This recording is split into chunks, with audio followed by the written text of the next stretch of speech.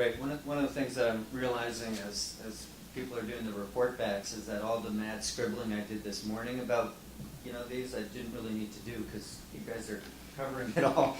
The little nuance I would add or detail was that adding the Mass Green High Performance Computing Center and the Research Consortium as a significant collaborating partner in that digital tech strategy, I think, was one of the ideas. That was a big addition. The question becomes, how does that catalyze the organization of the structure? Or maybe it's organizing financing for the sector is the catalyst for the sector. So there's got to be reasons for people to want to come together and effectuate some change or some opportunity that they can find that community. Right, and I guess the related topic would be between that, the expanding and fiber optic network, the Greenfield interconnection facility that's in the works. Continuing to push harder in terms of what that set of assets can mean as an attractor for companies. Any other comments on digital tech, IT? Sorry, Jeff. Dan, I'd just like to add quickly, this applies to what Pat said as well as to the other sectors. I agree that there needs to be some kind of activity that helps demonstrate the critical mass that exists and catalyzes it coming together.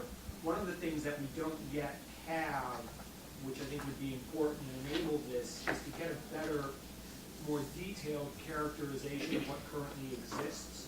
Right. And I don't know if some of that exists at PVPC already, if there's other sources of information out there which can be pulled together and compiled, or if maybe one of our follow-on activities is to, as an action item, is to say, here are the 4 sectors, everybody has a sense, everybody has a feeling that these are the right ones. Right. Let's drill down and do a survey of companies, do a survey of employees, get a better sense of what our base platform is from which to build. Right, no, that's a good point, and that's, we've done some initial work in that area as part of this, but not to the level of detail, and I think it's included, but it needs to be included as part of the strategy.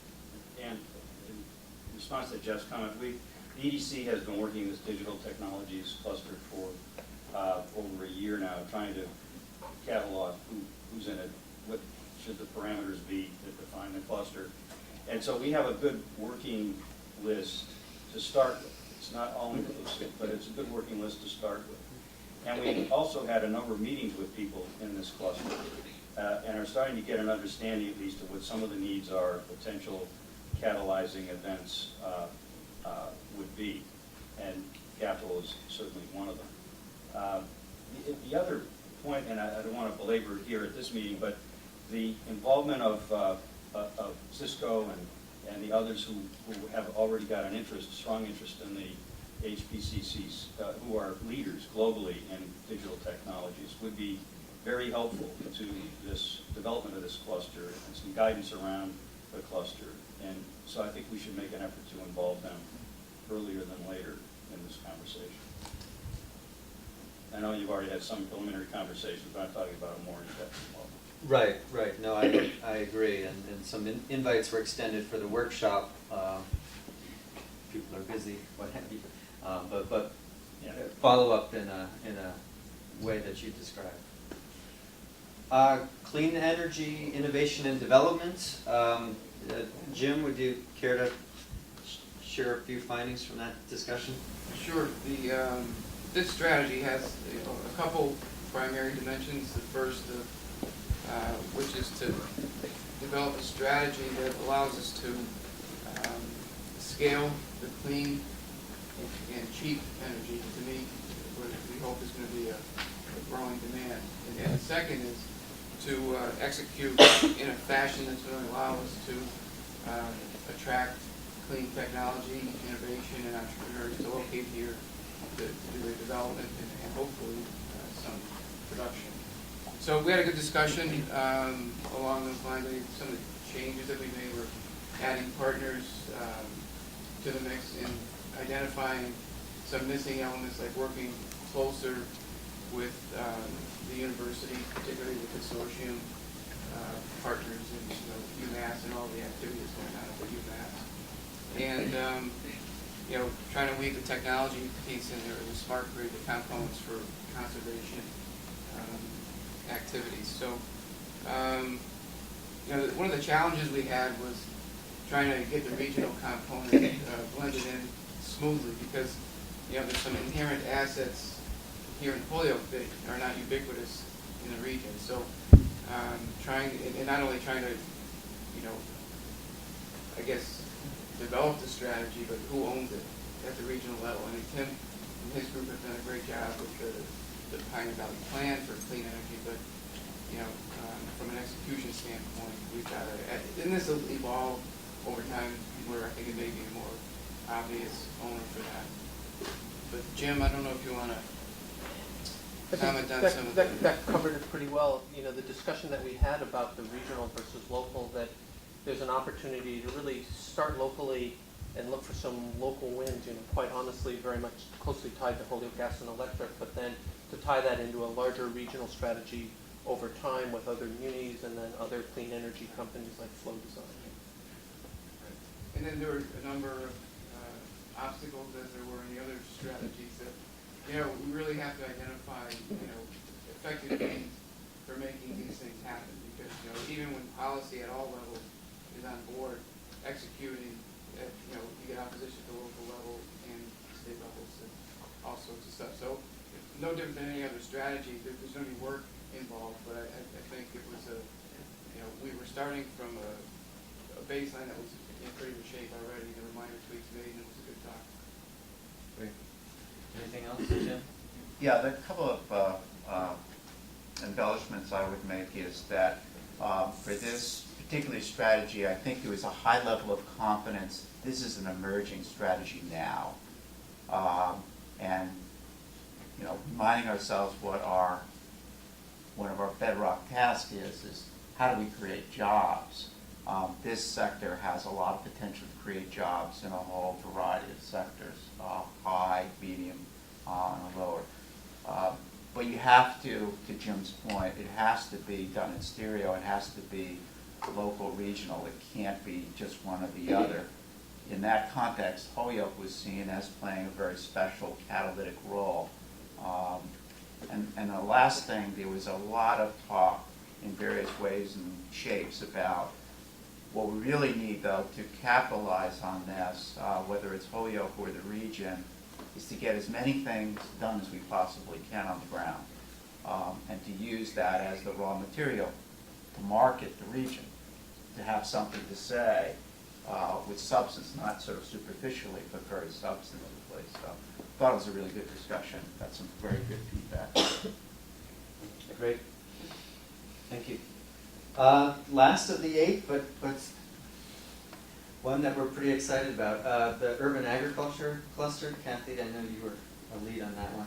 The urban agriculture cluster all came out of that there's waste heat from the high performance computing center that could be used to heat greenhouses, and some engineers had done some work where it could be about 14 acres, 14.7 acres I think it was, of greenhouses. And we also have a large Latino population within the region, and which is inherent in their blood. Farming is inherent, and so we had a really good group of folks that had a lot of experience in both gardening and farming, doing community gardens. Our local nonprofit association, Nuestros Raíces, participated, and we looked at the strategies and the collaborative partners in that group quite extensively, because if you think about urban commercial farming, it's got more than just growing plants. You've got distribution, and you've got preparation, you've got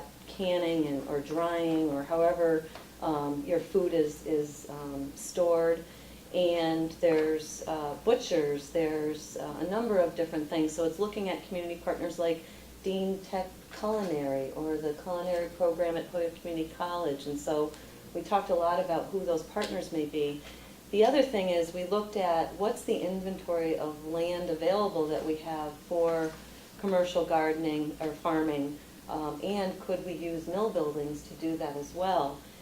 So the first task is really identifying what we have available. And so the discussion quickly went to all the other partners that could become involved. And this is one of those strategies that may start in Holyoke, but really grow to the region very quickly because we need the other partners that are up and down the valley.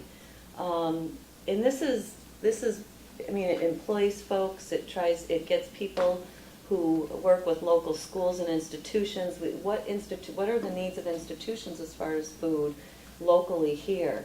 We also have a Food and Fitness Policy Council who's done a lot of inventory of the bodegas, the grocery stores, and trying to get more healthy foods, people eating more healthy foods. So it's got a lot of legs to it.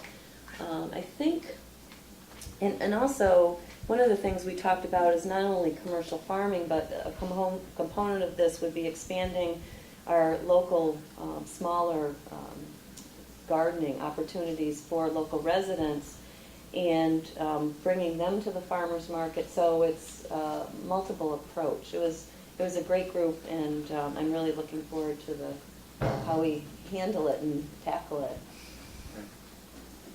Natalie, do you want to say anything? Yeah. No, I think it's an interesting group with, on the one hand, you have a lot of different players, so it's both a good thing but also a challenge, and there's still perhaps some definitional work to play through. Eric? Yeah, I was just going to add to one comment to that too, is that which you didn't mention, that I think is a context for this, is that excuse me, there's a potential market opportunity for year-round farming. So part of the point of the greenhouses is that you actually have a maturing and actually fairly mature group of farmers up and down the valley now who might be able to utilize greenhouse space on a year-round basis, whether it's distributed or even vertical, like is mentioned in the buildings there. And the maturity of that market is part of what makes this opportunity really interesting to investigate, is that there may be an opportunity to link employment opportunities, locally based businesses in Holyoke, to a fairly sophisticated group of farmers that exist throughout the valley that might be able to operate in Holyoke. Mayor? Yeah, unfortunately I have to leave early, but I'm on my way now to dedicate a new community garden here in the city of Holyoke. Very Just apropos. fit in with the conversation here, but that's happening right now. So. Great, thank you very much. Yeah, have a good day. Well, I appreciate the comments and discussion. I'm just going to wrap up our presentation here. Could I just say something? And then, If we could hold questions from the audience till a little bit later. We're going to try and exhaust all the comments here first, and then we'll open it up to questions for the audience. Thank you. just to wrap up, our next steps, really our focus, as Don was discussing, is to revise the strategic plan based on all the feedback that we got at the workshop and the comments today. I put here a sub-bullet that we'd like to have any additional edits or comments on the draft strategy document from a week from now, which is Thursday, August 11th. So everyone on the task force should have the document. If you don't, let me know. It should have been emailed out to you. It's also going to be posted online shortly after this meeting, so it will be available that way as well. We also have a complete technical report to pull together. There's a lot of other work that has gone into this whole process, including the SWOT analysis and other elements.